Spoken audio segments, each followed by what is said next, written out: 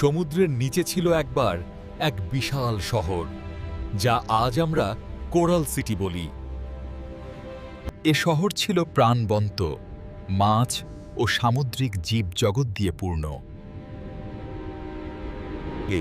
কিন্তু সময়ের সঙ্গে সঙ্গে শুরু হয় পরিবর্তন।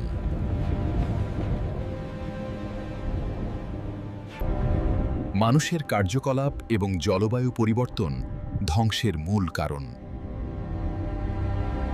কোরাল রিফগুলো ধীরে ধীরে ক্ষয় হতে থাকে।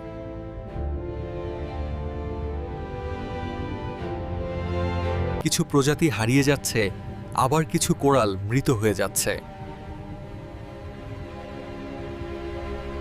বিজ্ঞানীরা চেষ্টা করছেন এই শহরকে বাঁচানোর।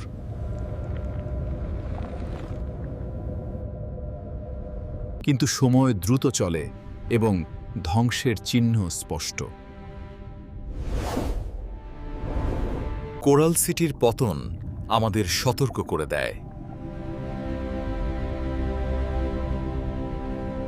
সমুদ্রের নিচে একসময় প্রাণবন্ত শহর ছিল, এখন তা কেবল স্মৃতি।